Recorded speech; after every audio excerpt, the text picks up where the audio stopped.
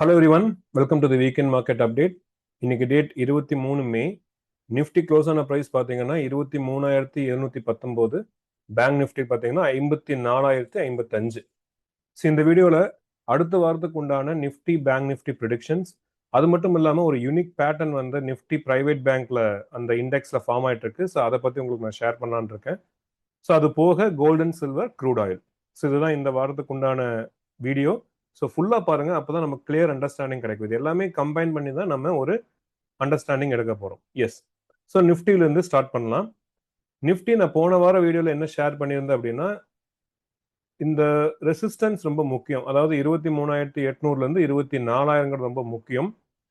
அதாவது நம்ம இங்கிருந்து என்ன யோசிச்சிருக்கோம் அப்படின்னா, இது வந்து ஒரு ஏபிசி அப்படின்ட்டு, ஓகேங்களா? ஏபிசி இல்லைன்னா WXY. இது நான் எப்பவுமே சொல்லி தான் நான் ஷேர் பண்ணியிருந்தேன். ஏபிசிக்கும் WXYக்கும் நிறைய வித்தியாசம் இருக்கு, ஓகேங்களா? ஸோ இது ஏபிசியா இருக்கலாம், WXY இருக்கலாம். ஏபிசியா இருந்தா இந்த லெக் உடனடியாக வந்திருக்கும். ஸோ அந்த ஒன் மோர் லெக் இன்னும் வராதனால இன்னுமே கரெக்ஷன்ஸ் வந்து இந்த ஸ்ட்ரக்சர் வைஸ் பெண்டிங் இருக்கு அப்படிங்கிறத நான் ஷேர் பண்ணியிருந்தேன். ஒருவேளை வந்து நெகேட் ஆகணும், அதாவது இதோடவே கரெக்ஷன்ஸ் முடிஞ்சிருக்கணும்னா இந்த லெவல்ஸ் 24,000 டெஃபினட்டா பிரைஸ் தாண்டணும் அப்படின்ட்டு சொல்லியிருந்தேன். ஸோ இது வரைக்கும் தாண்டல, ஓகேங்களா? இது நிஃப்டியில். பேங்க் நிஃப்டியில் பார்த்தீங்கன்னா இங்க இருக்கும் போதே நம்ம சொல்லிட்டு தான் இருந்தோம் ஏபிசி அப்படின்ட்டு. இது ஏபிசி ஸ்ட்ரக்சர் தான். ஸோ அந்த ஏபிசி வந்து இந்த இடத்துக்கு வரும் 50 to 750 எக்ஸாக்டா அங்கிருந்தா திரும்பி இருக்கு. ஸோ எல்லாமே கரெக்டாக தான் நடந்திருக்கு.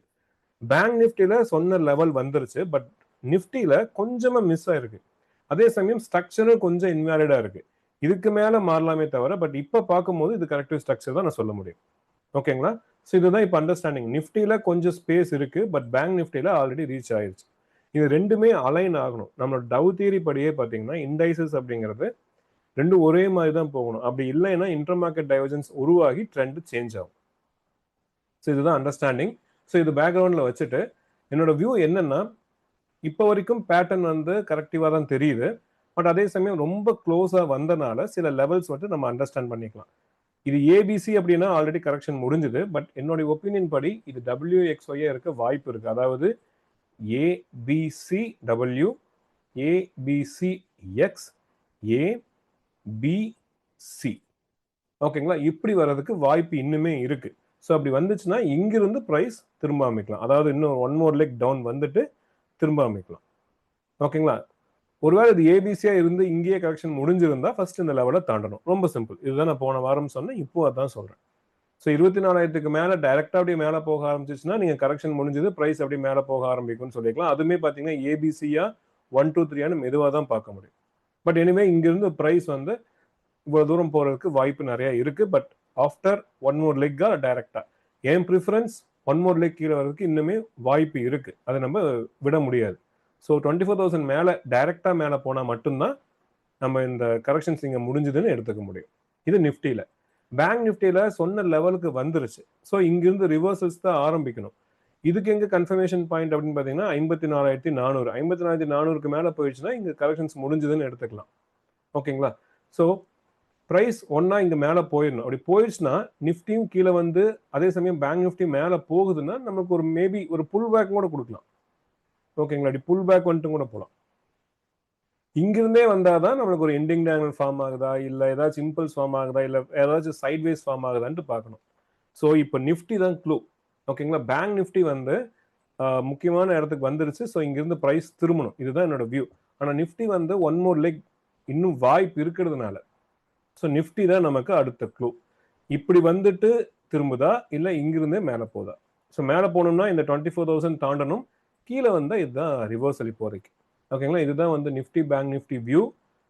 ஒருவேளை இங்கேயும் கன்ஃபியூஷன் வந்துச்சுன்னா, அதாவது நிஃப்டி கீழே வருது, ஆனால் பேங்க் நிஃப்டி இந்த 54,400க்கு மேலே போகுதுன்னா அந்த சூழ்நிலையில மேபி இது புல் பேக் மட்டும் தரலாம், ஓகேங்களா? லோவர் லோ மேக் பண்ணாம புல் பேக் வரும். இதுதான் வியூ நிஃப்டி பேங்க் நிஃப்டி. அதுக்கப்புறம் சொன்ன நிஃப்டி பிரைவேட் பேங்க். சி, இது வந்து பாத்தீங்கன்னா உங்களுக்கு இந்த கரெக்ஷன் எனக்கு மொத்த கரெக்ஷனும் முடிஞ்ச மாதிரி தெரியல. யூஸ்வலா அப்படி நடக்காது, வெரி ரேர். ரொம்ப ரேரஸ்ட் சிச்சுவேஷன்ல மட்டும்தான் அந்த மாதிரி கரெக்ஷன்ஸ் முடியும். நம்ம மார்க்கெட்டை பொறுத்த வரைக்கும் ப்ராபபிலிட்டி தான் முக்கியம். ப்ராபபிலிட்டி அப்படின்னா எது அடிக்கடி நடக்குதோ அதுதான் நம்ம கணக்கில் வச்சுக்க முடியும். ஸோ இந்த பேட்டர்ன் யூஸ்வலா எப்படி பிஹேவ் பண்ணும்னா, இது எல்லாமே ஒரு A, B, சிஏ போறதுக்கு நிறைய வாய்ப்பு இருக்கு. Nifty private bank. ஓகேங்களா? இப்போ ஃபர்ஸ்ட் பிரைஸ் பவுன்ஸ் வரும் தான் நினைக்கிறேன். அந்த பவுன்ஸ் வந்து 27,400 இருந்து 27,835. ஓகே, 28,000 ரவுண்டா வச்சுக்கலாம். ஸோ 27,400 இருந்து 28,000 ஜோன் நம்ம முக்கியமா பார்க்கணும். அதே மாதிரி எப்படி பிரைஸ் வருதுன்னு பார்க்கணும். என்ன ஸ்பீட்ல வருது, என்ன இன்டர்னல்ஸ் வருதுன்னு பார்க்கணும். ஓகேங்களா? ஒருவேளை பி வேவ் மாதிரியே வந்துச்சு அப்படின்னா இங்கிருந்து ஒரு பெரிய கரெக்ஷன்ஸ் வர்றதுக்கு பிரைவேட் பேங்க்ல ஒரு வாய்ப்பு இருக்கு. இப்போ வரைக்கும் பார்க்கும்போது இதுதான் என்னோட வியூ. இந்த சார்ட்ஸ் பார்த்துட்டு இருக்கும்போது எனக்கு இந்த வியூ தான் வந்துச்சு. ஸோ உங்ககிட்ட ஷேர் பண்ணலாம் அப்படின்ட்டு நான் இதை காமிக்கிறேன். ஓகேங்களா? பட் இது எப்போ நெகேட் ஆகலாம்னா இங்க இம்பல்சிவ் ஆக்ஷனாக வரணும். உங்களுக்கு கேப் அப் வரணும், ப்ரைஸ் இந்த ஜோன் எல்லாம் கிளியரா தாண்டி இந்த ப்ரீவியஸ் ஐயெல்லாம் தாண்டணும். அப்பதான் நம்ம வியூ சேஞ்ச் பண்ணலாமா வேண்டாமான்னு யோசிக்கணும். பட் இப்போ இருக்கிற சார்ட் ஸ்ட்ரக்சர் பார்த்தா இதுக்கு நிறைய வாய்ப்பு இருக்கு. ஸோ ஜஸ்ட் பார்த்துக்கலாம் எப்படி ப்ரைஸ் மூவ் ஆகுதுன்னு பொறுத்து நம்ம முடிவு பண்ணலாம். ஓகேங்களா? ஸோ ஃபர்ஸ்ட் ப்ரைஸ் பவுன்ஸ் ஆகட்டும், இந்த ஜோனுக்கு வரட்டும், எப்படி வருதுன்னு பார்த்துட்டு முடிவு பண்ணிக்கலாம். இதுதான் வந்து நிஃப்டி பிரைவேட் பேங்க். அதுக்கப்புறம் க்ரூட் ஆயில். சரி, க்ரூட் ஆயில் உங்களுக்கு போன மாதம் வீடியோவில் சொன்னது தான். இது எல்லாமே வந்து புல் பேக். இங்கிருந்தே நம்ம ப்ரைஸ் திரும்ப போட்டிருந்தோம். ஓகேங்களா? இது எல்லாமே அதே மாதிரி தான் நடந்திருக்கு. அதுக்கு ஒரு ஈவெண்ட் நடந்தனால இந்த மாதிரி ப்ரைஸ் வேகமாக மூவ் ஆச்சு. இது எல்லாமே ஒரு புல் பேக்காக தான் நான் பார்க்குறேன். ஸோ ப்ராபப்ளி எனக்கு இப்படி சார்ட்ஸ் பார்க்கும்போது இப்படி ஒரு டைம் கீழே வந்துட்டு அதுக்கப்புறம் திரும்பலாம் அப்படின்ற ஒரு ஐடியா வருது. நம்ம மார்க்கெட்ஸும் ஒரு கீழே ஒரு லேக் கீழே வந்துட்டு என்னமோ மேலே போகணும். ஸோ அந்த சூழ்நிலையில் உங்களுக்கு ஆயிலுமே வந்து லைக் ஒரு டைம் கீழே வந்துட்டு அதுக்கப்புறம் கூட திரும்பறதுக்கு வாய்ப்பு இருக்கு. ஸோ இதுதான் இப்போதைக்கு ஸ்ட்ரக்சர் க்ரூட் ஆயிலில். வியூ எப்போ நெகேட் ஆகும்னா இந்த 111க்கு மேலே போனால்.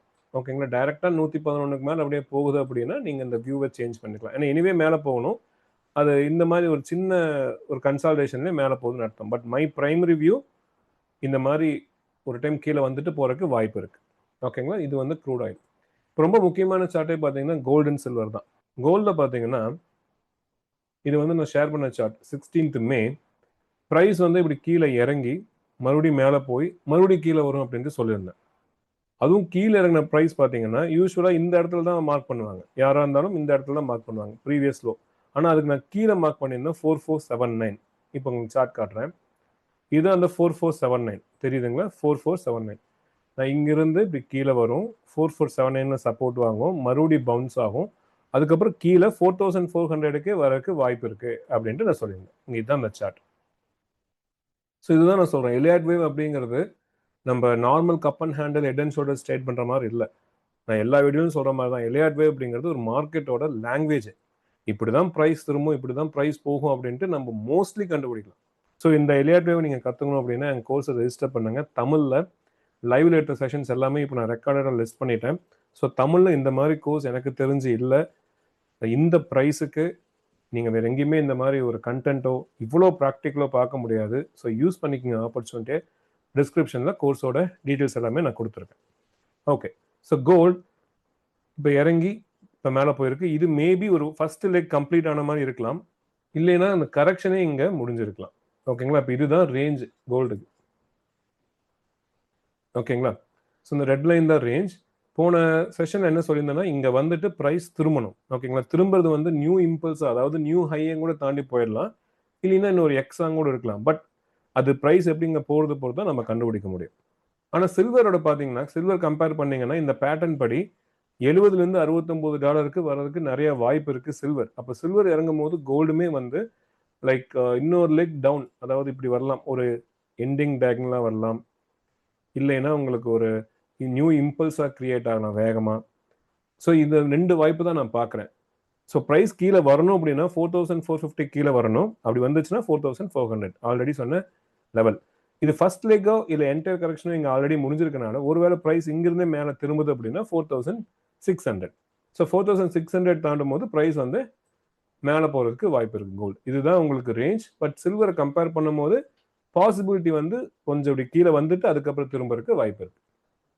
ஓகேங்களா? இதுதான் ரேஞ்ச். இது அப்பர் ரேஞ்ச், இது லோவர் ரேஞ்ச். எந்த ரேஞ்சை பிரேக் பண்ணதோ அதுக்குண்டான லெவல்ஸ் நான் ஷேர் பண்ணிட்டேன். இதுதான் கோல்ட் அண்ட் சில்வர் வியூ. ஓகேங்களா? ஸோ அதுக்கப்புறம் ப்ரைஸ் திரும்பணும். ஸோ இங்கே வந்துட்டு திரும்பணும் தான் நான் நினைக்கிறேன். அது நியூ இம்பல்ஸா இல்லை வெறும் கரெக்டிவா பேட்டர்னா அப்படிங்கிறது போகும்போது பார்த்துக்கலாம். ப்ரைஸ் எப்படி மேலே ஏறுதுன்னு பொறுத்து, இன்டர்னல் ஸ்ட்ரக்சர்ஸை பொறுத்து நம்ம டிசைட் பண்ணிக்கலாம். ஸோ என்னோட சேனலில் என்னோட வீடியோஸ் பார்த்தீங்கன்னா உங்களுக்கு அன்வான்ட் டாபிக்ஸ் இருக்காது. சும்மா ஜென்ரலாக ஏதோ பேசணுமேனு பேசலாம் இருக்காது. ஸ்டாக் மார்க்கெட் பற்றி ஜென்ரல் டாபிக்ஸ்லாம் இருக்காது. அடுத்த வாரத்துக்கு என்ன தேவையோ அது மட்டும்தான் இருக்கும்.